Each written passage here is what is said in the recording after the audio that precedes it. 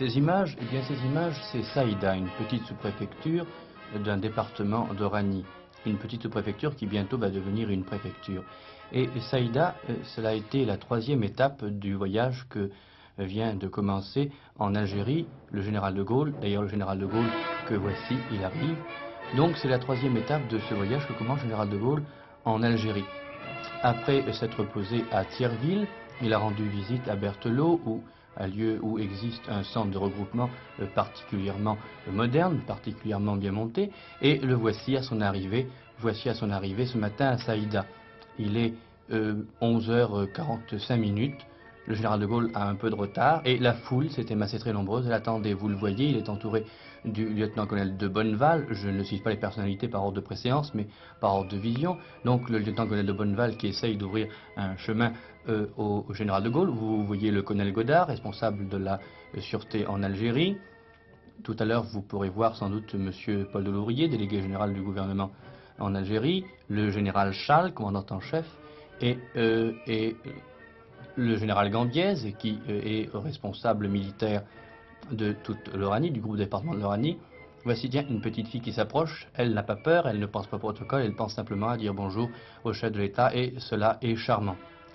Voici maintenant le général qui a pris place sur la tribune qui est formée en demi-cercle, qui est bordée en demi-cercle par une dizaine de garçons des commandos qui portent des oriflammes portant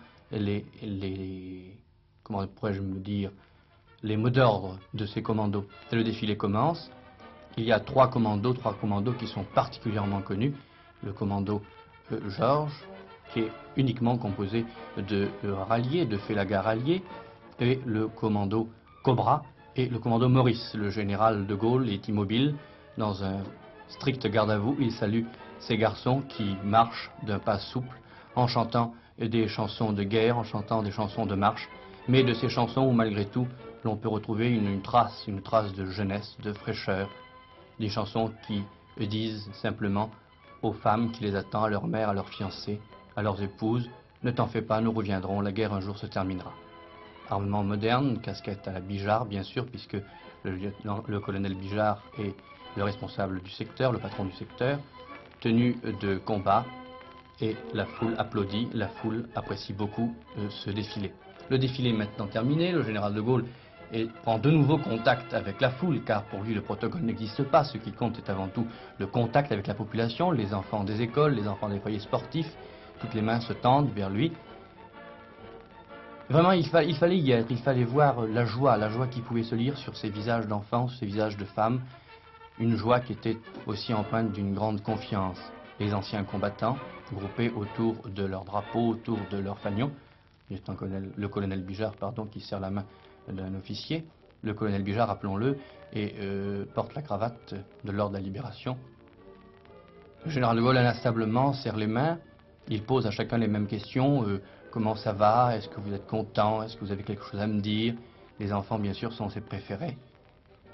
Les journalistes et les photographes s'affairent.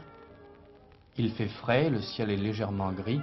Et c'est dans un enthousiasme absolument extraordinaire que se déroule cette visite à Saïda. Voici maintenant la mairie, une mairie de briques roses, avec un toit de tuiles grises. C'est bien dommage que la télévision ne soit pas en couleur. Le général de Gaulle pénètre maintenant dans l'hôtel de ville. Il passe entre une double haie de gardes républicains en grand uniforme. Et le voici qui pénètre avec sa suite sous les voûtes. Bientôt il va apparaître au balcon de l'hôtel de ville, et la population est là. Que dit le général de Gaulle? Eh bien, il dit simplement ceci, il dit: je veux vous remercier de l'accueil que vous m'avez réservé, cet accueil, cette confiance, surtout vous le manifestez au moment où de graves problèmes se posent, mais j'ai confiance en vous, et merci, vive Saïda, vive l'Algérie, et vive la France. Puis le général de Gaulle et sa suite se sont rendus dans le camp du commando Georges. Pourquoi ce commando Georges? Eh bien parce que, je vous le disais tout à l'heure, ce commando est uniquement composé de félagas ralliés, et c'est ce commando qui est la pointe, le fer de lance de l'action contre le FLN qui est menée dans ce département sous l'impulsion du colonel Bijard. Pensez, quelques chiffres vous expliqueront peut-être mieux l'effort de ces garçons. Pensez qu'en 6 mois, plus de 400 rebelles mis hors de combat, un nombre incalculable d'armes de guerre récupérées, dont 6 mitrailleuses. Ces félagas ralliés, ces félagas qui ont accepté la paix des braves et qui ont compris où était le droit chemin. Ces félagas sont bien sûr, ces anciens félagas sont bien sûr une arme absolument bien rodée et absolument terrible, car tous connaissent les méthodes, le terrain et la façon de contacter les bandes rebelles. Le général de Gaulle décore maintenant quatre garçons du commando Georges. Regardez ces visages empreints de fierté. C'est le lieutenant-colonel de Bonneval qui, derrière le général de Gaulle, lui tend les insignes et lui précise le nom et les qualités des récipiendaires. Le général de Gaulle passe maintenant au troisième garçon qui est un sergent, vous le voyez. L'épingle sur la vareuse, sur la tenue de combat, une décoration. Et maintenant, c'est l'heure, sans doute, c'est l'heure de la prise de contact amical plus détendue avec les officiers et les sous-officiers du commando Georges. Voici sous détente.